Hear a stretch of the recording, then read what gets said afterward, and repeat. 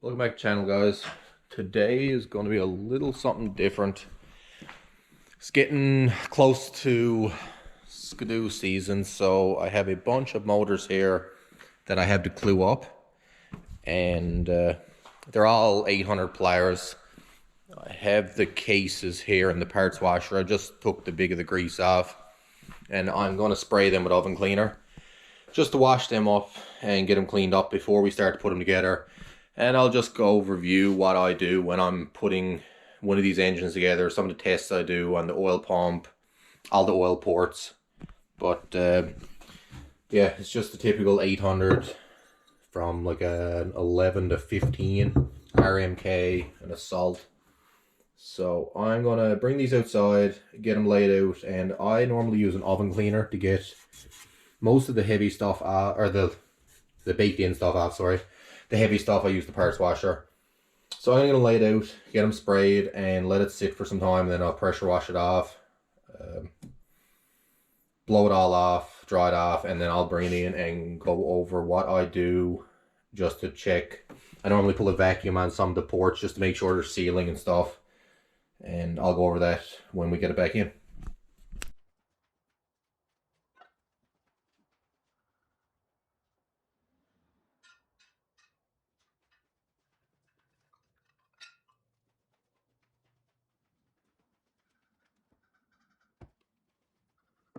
So this is normally what I use. It's just a cheap, easy off, regular dollar store oven cleaner.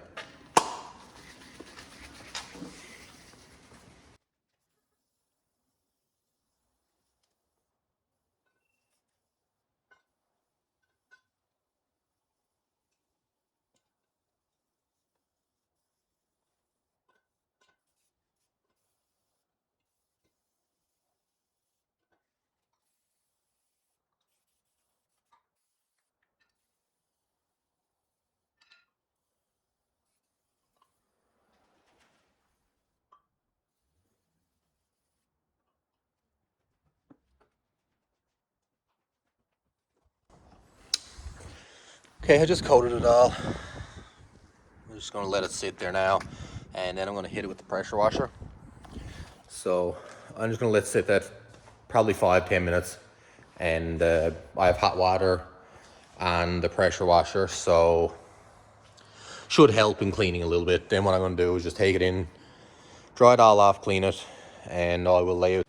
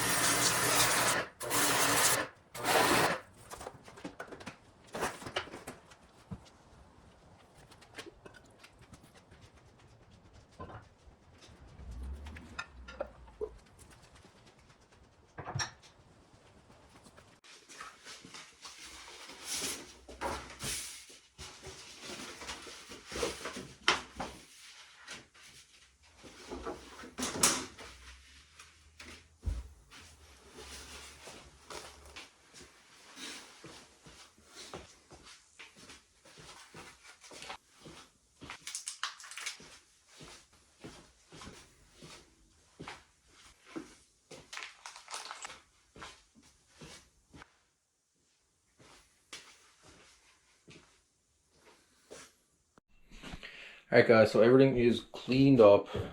They're used cases. I'll show you. It's used cases, so I'm going to check out the ports that feed the bearings and the cylinders oil. I did see one fail on a Bombardier one time before, and it hydrolocked the cylinder, so I always check these with just a small vacuum pump just to make sure that they are holding and they're not basically going to gravity feed out of the bottle and fill up. The cylinder is a used cylinder, new pistons, a fixed kit. The rest, it's basically just a bunch of parts I had kicking around from the 4 or 5 machines I scrapped. I'm just going to put a motor together and put it into one of the assaults that I had there. When I'm done this one, I got to put together a couple of customer engines, so I figured it's best to take the time and film on one I'm doing for one of my own machines. So it's just the standard. I believe they use an Arctic Cat piston when they use the spacer. I'm not 100% sure, but it's just a standard size piston and the standard coated cylinder. So I'll go through the process. Like I said, checking what I check. I will check the ring gap. I'm going to mic the pistons and transfer that to the dial bore gauge to see what kind of clearance I have, and basically just go through the whole thing and put it together with you guys. So I just set up the vacuum pump on one port, and as you can see on my gauge, it must have got dropped and knocked, but as you can see, it's holding steady there. We don't have any leakage. So what I also do is, you can possibly see, let me get a light. It's hard to see up in there. Let me show you on this case. You can see the little nipple sticking in there. So what I'm also going to do is check, probably easier to show on this one, and I'll go and check the rest of them off camera. But it should take a little bit of vacuum to actuate the check valve in it, and more or less the oil pump will just overcome that spring pressure. So as you can see, it's holding a little bit of vacuum, but you can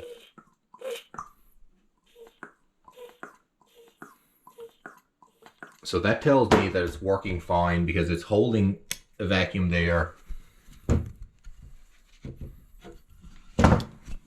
And we're holding it good on that side as well. So I'm going to go through and check all of these. I have a bunch of other ones there. If I do have one that's leaking down slowly, I can go and take it out, and I use, it's a green Loctite. I can't remember the exact number. I think it's 620. I would have to confirm. I don't have it here. I have it in another shelf. But that's all I do. Normally I just clean them out, and I have a wire brush goes in there, clean it, and press it in with a bit of Loctite just to lock it in there. I'm going to go ahead and check all these, and I'll get right back with you. Okay, so upon checking them all, everything in the lower is good, but I have this one and this one. This one is slowly bleeding down, and the same with this one. So I'm going to get these pulled out and get it cleaned up, and I'll show you how I just push them in there. Okay, that's all that it is. Not sure if it's going to focus very well. So I basically just get a small socket, fits in, just to drive them out. As long as it don't really matter, I guess, coming out, but as long as it don't hit the little spigot on the end, it just should fit over pretty good. So I'll go grab a couple out of a couple of other cases that I have, and I'll be right back and we'll get them pressed in, and then we'll check them to make sure that they're holding good. Okay, I got 2 of them put in there now. One there and one there. I just cleaned them up. I washed both sides with acetone, and I just used a brass punch and a small hammer to drive them in and make sure they're down all the way. So I'm going to go and check them now with the vacuum pump, and if they're good, I guess we will start getting the crank in the engine and start putting lower cases together and go from there, I guess. Actually, probably what I'll do, I'll check the piston fit and the ring end gap first before I get into putting the cases together. Okay, so I'm going to mic up this piston, see where I'm to, and then transfer that to the dial bore gauge to see what kind of clearance I have in the cylinder.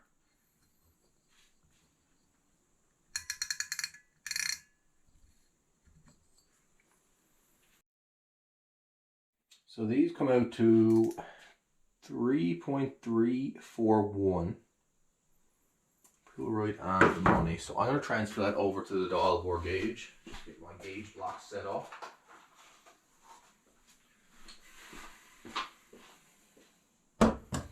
This is basically what I have to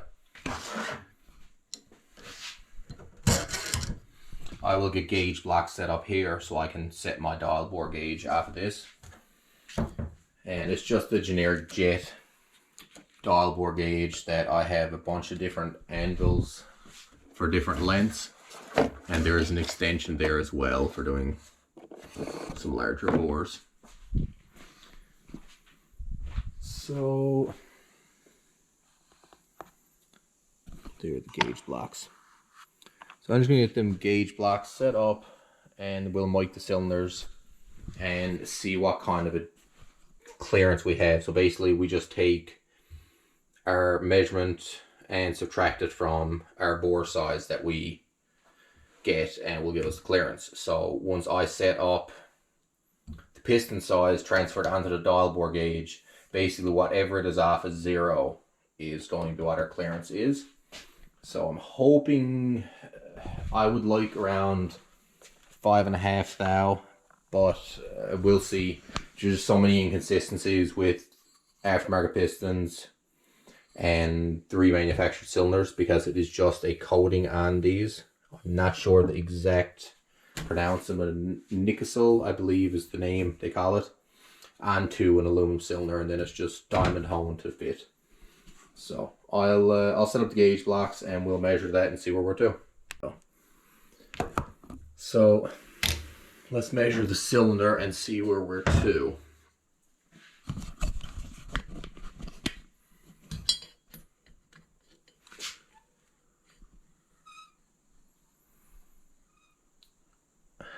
We're about 6 on that one.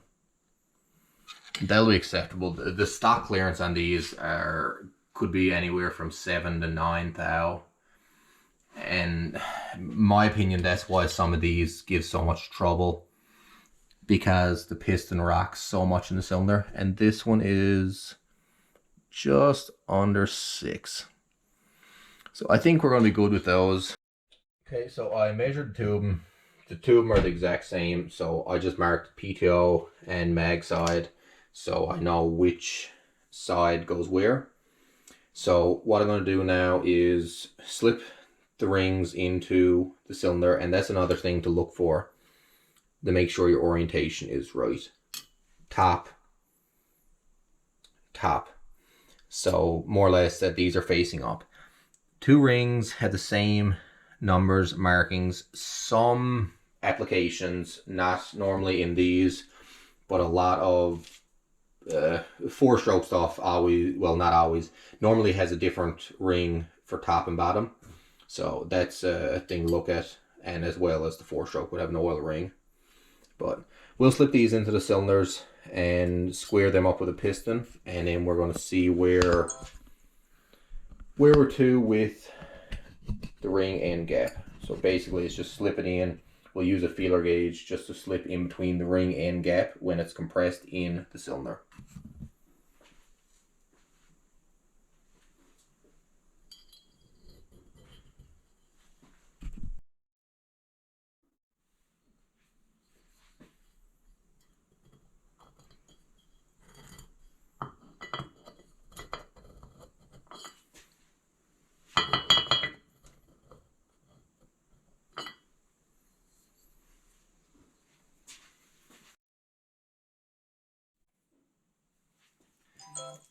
So I would like the clearance to be anywhere 18 to 20 thou, give or take, in that range.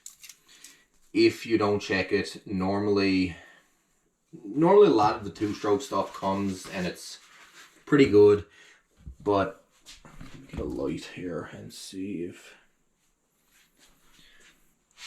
So you can see the little gap in between. And basically, if we don't put an appropriate gap on it, when this heats up, that is going to expand. If there's not enough gap there, it will butt and it has nowhere to go, so more or less it will expand out and it'll momentarily seize in the cylinder and normally cracking the ring lands or even taking the top off the piston. I seen it a scatter time in 2 strokes. Normally you see it in a boosted 4-stroke application. Someone adds a turbo to a naturally aspirated car and there's not enough ring end gap. So let's slide the feeler gauges in and see where we come up to.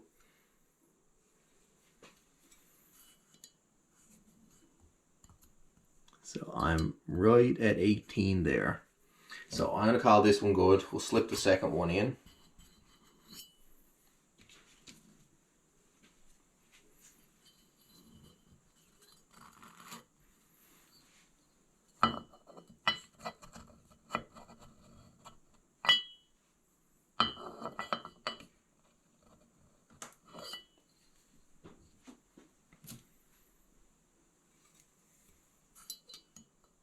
Yeah, where... So it may even be 19. Yeah, that one come in at 19. So the 2 of them are good. We'll move on to the next one, see where we're to.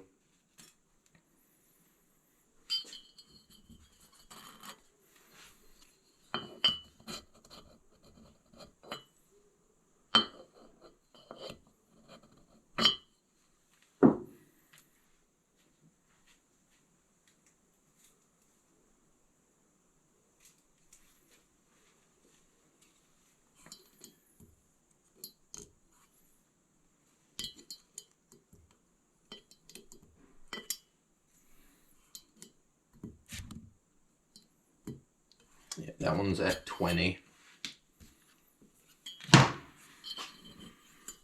probably what I'm going to do, I would say I will file them all so they're right at 20. Yes, they will be okay. It just bugged me a little bit if they're over or under. I like to have it all the same. Yeah, this one. Yeah, this one's going to be 18. Yeah. Okay, that one's 18. So keep that one there. I'm going to go and file this one a little bit and come right back and check it. And it won't take much to file. So I might do it even in the hand grinder just to make sure I don't take much off.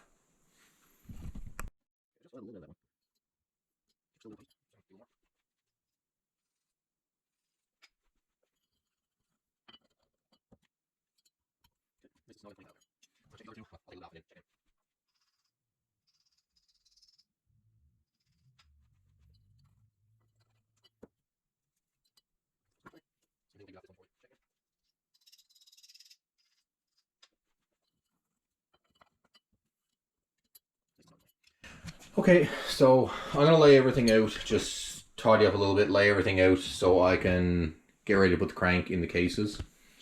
And I'll be right back when I get everything sorted out. Okay, so I got everything, rings marked with each one. The cases here, I have the surfaces cleaned up. Basically just 2 crank seals. I had one engine come in last year or the year before, and it's a big thing putting sealant on these. I use a AC Delco engine sealant we get from our local GM dealer. I find it works the best. There probably is better stuff out there, either that or even the Handaband. It's like a liquid gasket that works really well, but just be careful because this port here oils the magneto side bearing. I had one, like I said, it was a couple of years ago. It was completely plugged with silicone, so it couldn't lubricate this bearing. There was also damage, like you can see this one had a bad rod once upon a time and it rubbed the case. I've seen them, when the rods rub the case, they actually break the piece off as well. And that same engine wasn't lubing one of the cylinders, And when I took it apart, this wasn't an issue initially. It's the one that was broke off there that burnt up the motor, but this would have been down the road. So it's just a lot of simple things like that, more or less making sure everything is working the way it should. And I think the biggest problem with these motors are from the factory is just the piston to wall clearance. Some people say it's because of the height of the piston. No doubt, I'm sure that helps. And like I said, these are the RDK pistons, so they are a little taller, and that's why we're going to be using this spacer. But even if, I believe, if you had the correct piston to wall clearance, it wouldn't be too much trouble with these engines, because all the bearings are lubed by the oil pump. Overall, they seem to be pretty decent once they're put together. So I'm just going to lay the crankshaft in this now. I'm going to put some oil in the bearings first, just so they're lubed on startup, and then I'm going to lay that lay them in place.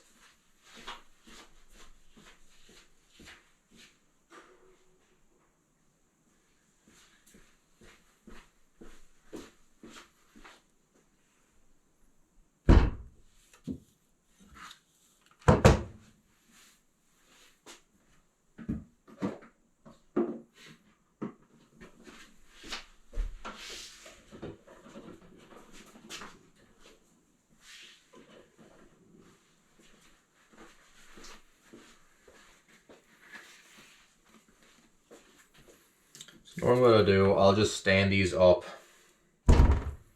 so I can, let me reposition the camera so you can see.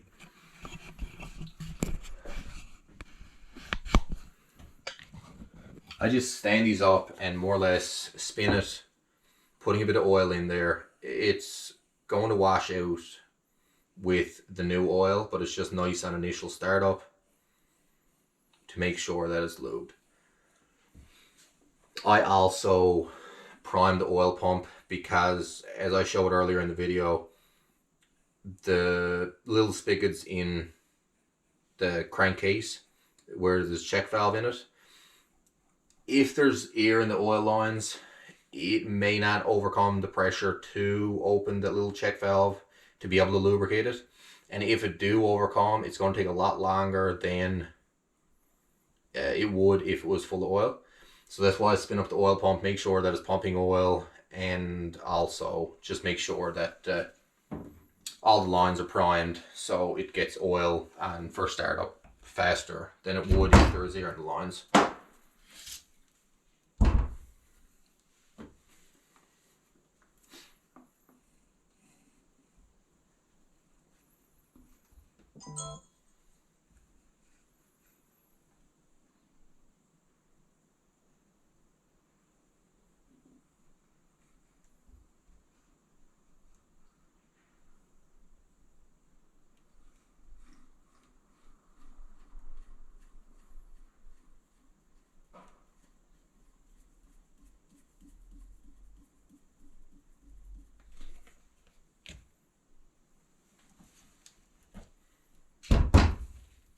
These ones are a little more tricky to get in, the inner bearings.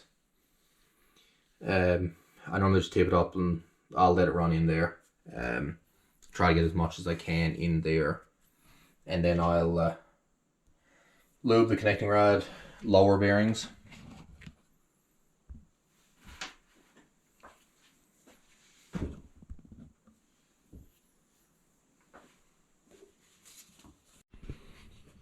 Okay, so I got all the bolts torqued.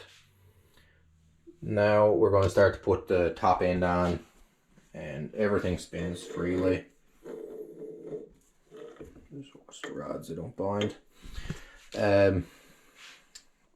These dowels may have the old ones there. Just to show a comparison with what they call the fix kit. It's a lot taller, just to take into account for the thickness of the plate.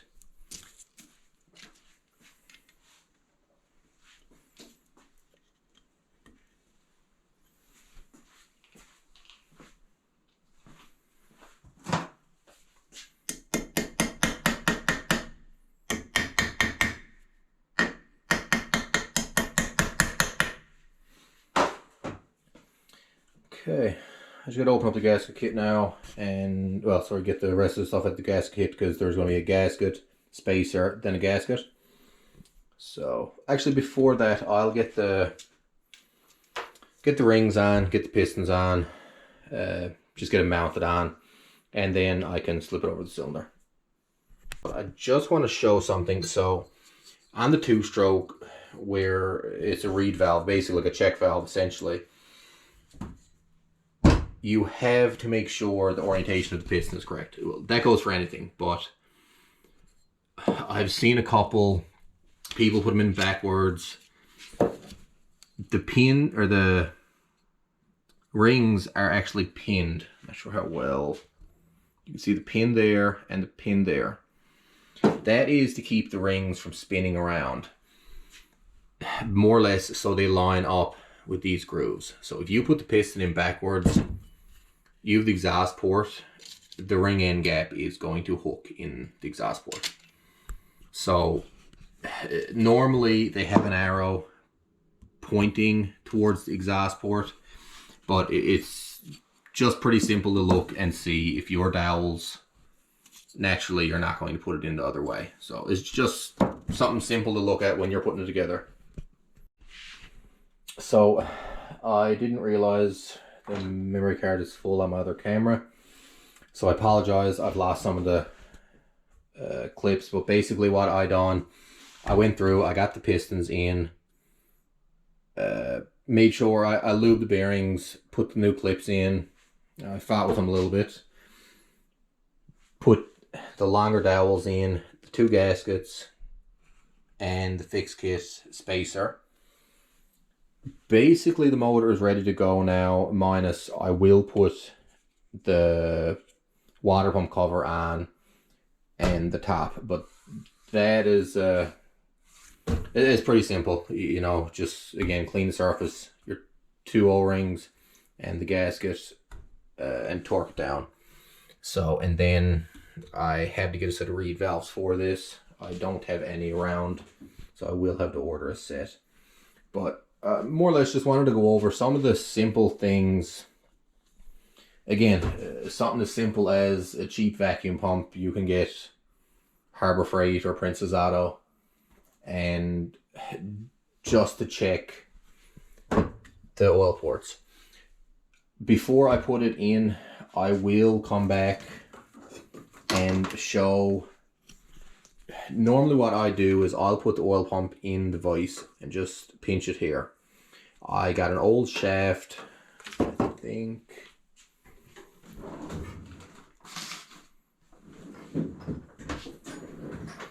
Yeah, so I got an old shaft here. Normally I'll just put a piece of hose or something over the end, just so it don't slip off the oil pump. And I'll put it in a drill and spin it with a funnel here full of oil. I'll wait till the pump starts pumping oil. It is very slow. It don't pump much out running off the drill. But I will wait until I see all the air coming out of the lines and basically make sure that each port is getting oil. So I'll do that, and then, like I said, get the cover on, the magneto on. That's pretty self-explanatory. So I mainly wanted to go over a few things like those oil ports. Again, I'll flip it around. Like I said, those oil ports, just to make sure, that's the biggest problem I've seen with these. So I may get back to it tomorrow. I also have the C7 that I had mentioned about in the last video. I got that here. There was a small gasket leaking on the return. Sorry, not the return, the two oil lines going through the oil tank. So I got two new gaskets. Everything else is buttoned up. We done the 4 Innovations fuel system, flex fuel sensor. It's a 2200R. It's an Alki Control triple nozzle. I'm not sure the nozzle sizes. Has the breakout harness for the IAT and put a barometric pressure sensor. So again, I got to get this on the dyno. Hopefully someday this week I'll get street tuning it just to get drivability good, then put it on the dyno for a few wide open throttle hits. But I'm leaving next week to go on a trip. Maybe I can get some content when I'm there, but it's a pretty popular YouTube spot. There's lots of videos filmed in this area, in that area, sorry. So if they're okay with filming, I'll probably film some content while I'm down there as well. I'm going to a couple of different shops, so we'll see what that brings. But if not, I'll see you on the next one. Thanks.